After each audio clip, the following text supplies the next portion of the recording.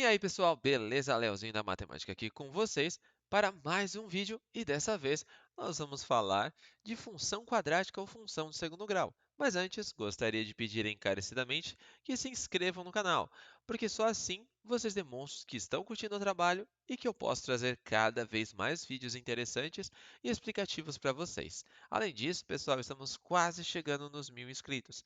Conto com a sua colaboração, sua inscrição e bora para o vídeo.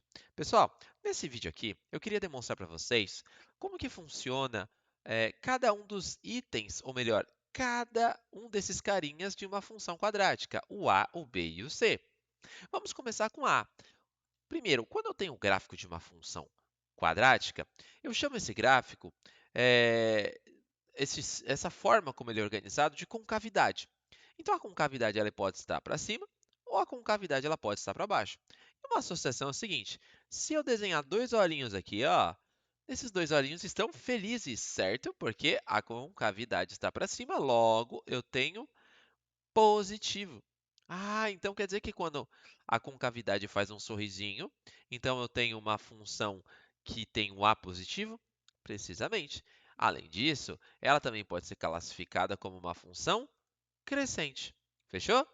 Agora, vejam bem, da mesma forma, quando eu tenho a concavidade para cima sendo um A positivo, eu também posso ter a concavidade virada para baixo, só que aí o rostinho vai ficar ó, muito triste. Então, neste caso, o A é menor que zero, o A é negativo. Beleza? Então, positivo quando o A é maior que zero, negativo quando é menor que zero, concavidade para cima quando é positivo, concavidade para baixo quando é negativo. Ah, mas e se o A for zero? Povo, se o A for zero, não tem uma função quadrática, certo? Então, se tu tem lá, por exemplo, x ao quadrado menos 5x mais 6, você tem uma função quadrática. Só que se você apagar esse x ao quadrado, você vai ter o quê? Você vai ter uma função afim. E aí você tem que voltar nessa playlist e assistir os vídeos de uma função afim. Tá bom? Aí você vai entender como é que funciona cada item, etc. Bom, fechou o A. Bora agora para o próximo. Pessoal, em relação ao B, é o seguinte. É, o B ele tem uma característica que quando eu encosto no eixo Y, veja bem, aqui está seguindo o gráfico, né? Deixa eu fazer um destaque aqui para vocês. Ó. Segui o gráfico, foi. Eu não encostei em Y, certo? Vamos lá, continuou. Pronto, encostei em Y. O que acontece quando eu encosto em Y? Nesse gráfico, vocês percebem que assim que eu encostei em Y, o gráfico subiu. No momento em que eu encosto em Y, o gráfico sobe. Então, como ele sobe no momento em que encosto em Y, eu tenho um B que ele é positivo. Ah, mas e se o B fosse negativo? É justamente o pensamento que é ao contrário, na verdade. Da mesma forma que quando eu tenho no momento em que eu encosto, eu também vou trabalhar no momento em que encosta. Olha só, encostou aqui, certo?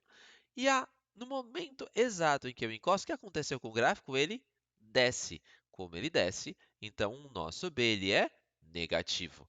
Ah, Léo, mas e se o B for zero? Porque lembram, eu falei para vocês que a função ela pode ser incompleta. Então, eu posso ter uma função quadrática sem o b. Por exemplo, x ao quadrado menos 4.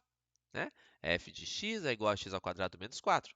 Eu não tenho b, então o b aqui ele é simétrico. O que quer dizer simétrico, Léo? Quer dizer que a mesma distância que eu tenho do lado esquerdo, eu vou ter a mesma distância no lado direito. E prestem atenção, o Enem cobra muito esse tipo de exercício, principalmente em questões que envolvam túneis. Costuma cair muito frequentemente esse tipo de assunto. Então, fique esperto. Terminamos o B. Bora para o próximo. Em relação ao C, galera, eu não sei se vocês vão lembrar, se vocês vieram aqui da playlist de função de primeiro grau, mas o C ele terá a mesma característica daquela que eu tinha na função de primeiro grau. O C ele é um termo independente. Então, na verdade, o que eu quero demonstrar para vocês é o seguinte: quando ele é maior que zero, ou seja, quando ele é positivo, no momento em que eu encostar aqui, vai ser acima do eixo x, ou seja, se vocês lembrarem da aula de função de primeiro grau, eu ensinei que no plano cartesiano, quando está acima de x, ou seja, eu estou subindo aqui no y, né? Na verdade, é acima do y, né, Léo? Quando eu estou subindo acima aqui, os valores são positivos. Ah, então quer dizer que o c positivo ele sobe? Exatamente. Ah, mas e se o c ele for negativo? Ele está abaixo do eixo y. Olha lá. Então aqui isso é um negativo. Ah, mas e se o c for zero? Vai ser exatamente no ponto zero. E só um detalhe aqui, né, pessoal? Vamos supor que essa primeira função que eu fiz aqui para vocês fosse, por exemplo, né, apenas um exemplo, f de x é igual, vou inventar uma função qualquer, x ao quadrado menos 6x mais 2. Galera, este c é exatamente este ponto. Então, ao contrário do a e do b, que eu apenas consigo bater no olho no gráfico, enxergar qual é o sinal, no C eu consigo enxergar qual que é o ponto. Agora, você sabe o porquê? Ou apenas você está assistindo esse vídeo e vai decorar? Caso você saiba, comente aqui embaixo. E se não souber e ficar intrigado, também peça o vídeo aqui embaixo que depois eu gravo para vocês explicando o porquê disso. Embora fique a dica, eu já expliquei algo bem parecido na função de primeiro grau. Beleza? Bora continuar. Depois do C, galera, como eu já deixei até aqui claro, né, será onde toca, né? Eu gosto de usar entre aspas, que é bem entre aspas, né? Que é onde intercepta o eixo das ordenadas, como eu expliquei aqui. Agora temos quem? Temos o delta. Porque veja bem, como eu estou falando de uma função quadrática, uma função de segundo grau, eu vou trabalhar com Bhaskara. E de acordo com a função que eu tenho, eu terei, né, um delta que ele é positivo, um delta que ele é negativo e um delta igual a zero. Para isso, veja bem, se o delta ele for maior do que zero, que é positivo, sendo ele qualquer número, sendo positivo, eu terei duas soluções reais. Por que todo professor fala de soluções reais?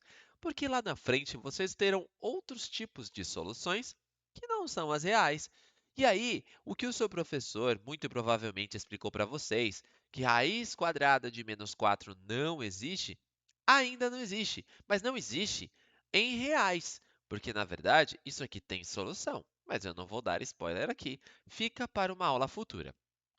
Então, voltando aqui, se o delta ele for maior do que zero, eu terei duas soluções reais. Ou seja, aqui é como se fosse o meu x' e aqui é como se fosse o meu x duas linhas. Lá eu não estou entendendo nada. O que é a equação do segundo grau?